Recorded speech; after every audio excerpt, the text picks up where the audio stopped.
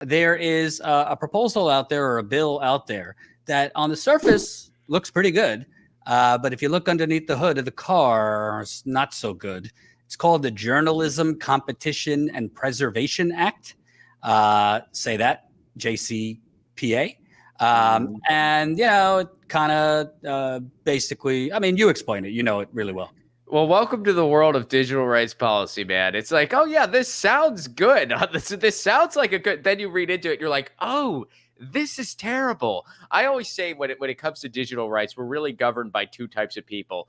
People who either don't understand the internet or people who can't handle the internet, i.e. Marjorie Taylor Greene. And you see acts like this. So what this bill does is it's supposed to be preserving, journalism and things like that by allowing media companies to cooperate with other platforms, to make sure that stuff is just kind of being distributed and that they're being treated fairly in terms of copyright and stuff like that.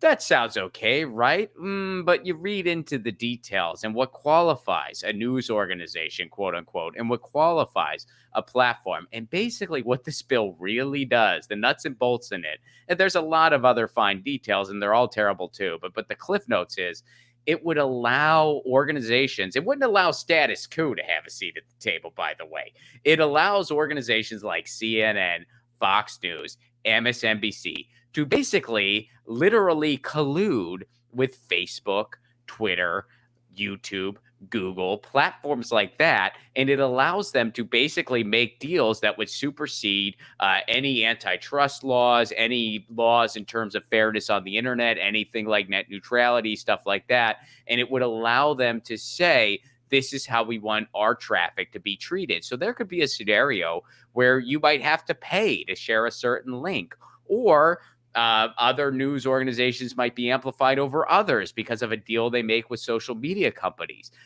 That's disastrous. We could see a scenario where Status Coup is suppressed even more than it already frickin' is because CNN's paying a fee to Facebook that, by the way, even if Status Coup could afford to pay it, Status Coup wouldn't have the opportunity to pay it anyway.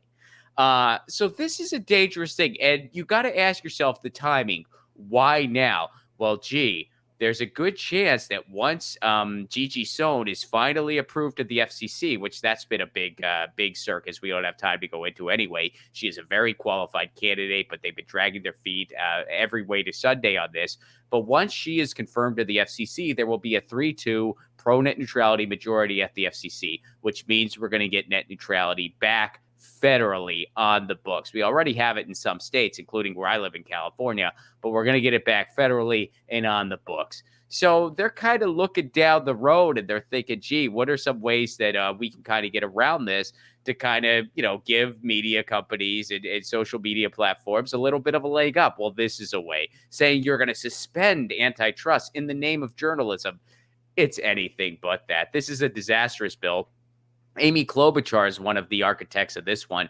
And I don't know. She is notorious for being behind digital rights legislation that would be anything but, would actually be disastrous legislation. If you actually read the fine print, she was behind the Safe Tech Act, which was a similar act. Sounds good on the surface. Then you look into the details and you see the disaster that it is. And I want to just harp on two other quick things here. I know the JCPA is the main conversation, but there's other things floating around too. One of them is the Earn It Act. This is Dianne Feinstein's one of the architects here. Now, that act is under the guise of Dianne Feinstein's pushing bills. I thought she was like asleep in hearings and stuff. She is pushing digital rights policy, my friend. Geez. Welcome to my nightmare. You have to know it too now. But and that bill is under the guise of protecting children, which, of course, and by the way, if you write into this, like if you sign, I've signed a lot of petitions against the bill, you get a totally gaslighting thing in return going, but we're trying to protect children online. That's what it's under the guise of. What it really does, Jordan, is it would threaten encryption because it holds the companies accountable and platforms accountable. So it would basically end encryption in our messaging. That doesn't protect anyone. That makes everybody more vulnerable online, especially children, and especially, not to generalize here, but a lot of older people. This is not a good thing. It's actually a terrible piece of legislation when you read the fine print. but it's written in a way where people are just treating the internet as if it's a cable television network. Now, you also have the SMART Act, which is anything but smart. That's the extension of SOPA PIPA. If you remember that basically caused an internet blackout because of how disastrous it was. Basically, it allows the Library of Congress, in consultation with other government entities, to try to protect copyrights online. What does this lead to? Well, Jordan, you've been a victim of this yourself over here at Status Coup. Copyright in and of itself is a good thing. It protects intellectual property. I don't think many people argue that that's a good thing. But you know what goes alongside with copyright laws? Fair use laws, which means if something is for educational purposes, that is protected. If something is satire or commentary, that is protected, et cetera, et cetera. When you have some robotic algorithm making these determinations, you're setting it up for disaster. That's why Status Coup will get copyright strikes from their own freaking material. When you have situations like this where you don't have people who actually understand context reviewing these situations. So this would lead to another disaster. So when you add up the Earn It Act, the SMART Act, the JCPA that allows big news organizations to collude with social media platforms and the biggest ones of them, what are you setting up here? You're setting up a disaster that would just gut the internet as we know it. And I know that's hard to imagine, but you know what? At the end of the day, the internet is just another platform. They can get a hold of it. They can gut it, and it would make things like this a thing of the past. Right. And by the way, and hopefully YouTube's not listening to this. What you're describing has already kind of happened. A lot of people don't realize, YouTube changed its algorithm, kind of a overreaction to an advertiser freak out a couple years ago, but it also correlated with YouTube TV. YouTube TV was YouTube trying to basically become cable on the internet and get people to get rid of their cable and get YouTube TV. They were not doing well, so they jacked up the prices. I don't know how they're doing now, but I don't know if you have to have deals with CNN, Fox News, MSNBC, and these others to carry them on YouTube TV. You might want to grease the skids a little bit for those networks on YouTube. And so, what's their competition? Right. Us. Yeah. Mm-hmm. Yeah. So there's already direct corruption. And there's also another problem with government officials basically dictating who is and who is not news. Because these government officials, there's a reason they don't talk to independent media because we don't depend on them. We don't depend on access to them for our content or our reporting or commentary or whatever. So they're always going to provide favorable legislation. Bill Clinton, the Telecommunications Act of 1996, for their PR people at CNN and MSNBC. So what you're talking about is making an already existing corrupt structure even worse. Oh, big time, man. And look, it's one of those things, kind of like you said earlier, too. These aren't the world's sexiest topics. They don't generate tons of clicks. I wrote a piece once on net neutrality. The outlet I wrote it for wrote me back, and they said net neutrality is just not that interesting. Guess what happened about 6 months later? We frickin' lost net neutrality.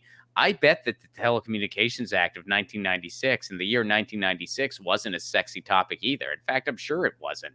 But it led to a frickin' disaster. And maybe if more people were sounding the alarm, it wouldn't have led to that disaster because it would have been stopped. So, I'm going to sound the alarm. And I'm really thankful that there's some digital rights organizations out there. Fight for the Future. By the way, if you're interested in more on any of these pieces of legislation, go to fightforthefuture.org or freepress.net. Those are good places to start to learn more. I'm glad there's people sounding the alarm on this that won't stop sounding it, because even though a lot of these things are written in a confusing way so that the general person isn't really staying abreast as to what they would actually do and how they would really have a negative impact on your life. They like it that way. They want you to be, oh yeah, the Earn It Act, that just helps protect kids online. No, it doesn't. It doesn't do anything like that. They want you to just passively accept these things. So, but we're not going to. Absolutely. I'm glad you're covering it. And by the way, not to blow smoke up your ass, to the viewers watching, there's certain types of people out there that cover things with really no benefit to them. I mean, what Ron is talking about, he's not like making huge profit off of these topics. If anything, he's screwing himself. My coverage of Amazon at the warehouse for a year, maybe we got like 200, 300 live viewers at the most. Not because people aren't interested, but YouTube literally, I mean, we could show you with notifications, does not notify people. My Flint coverage, literally the last big story I broke on Flint, the video we did on it, no notifications went out. I wonder why. So kudos to you for covering these things, because it would be a lot more beneficial for you to like just put Joe Rogan in a headline 24/7 and, you know, call it a day. So yeah, but you know what, man? Then I'd get really bored. I mean, I appreciate you say that, but it's like these are the topics I'm interested in. So, you know, I'm just going to talk about what interests me and just hope that there's enough digital rights nerds out there to help me be able to still do my thing. So, and real quick segue, another important digital topic.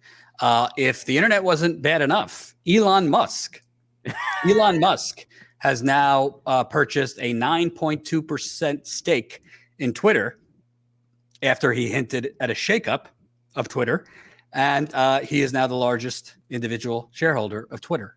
Jack Dorsey, former CEO, is now, I think, at 2%. So Elon Musk, you know, infamous for union busting,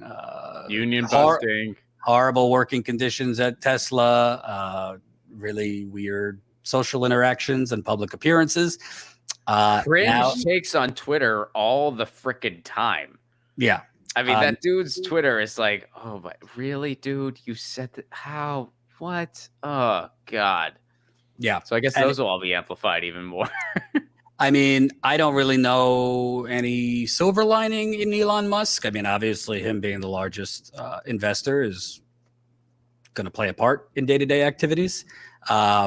I can't think of anything good about it other than he's really anti-government. So maybe he would be against, you know, well, no, he'd be more against government regulation of big tech. So no, that's a bad thing. What are your thoughts? He would side with big tech, and it's one of those things. I mean, really, what we need is kind of like antitrust legislation that breaks up some of these monopolistic companies. And I think we need a straight up digital bill of rights. I know that's a huge ask, but hey, I think it's time. And yeah, I can't picture him, you know, going for anything remotely like that. He's probably one of those people where it's like, yeah, maybe occasionally he'll be a strange bedfellow for something like maybe net neutrality or something like that.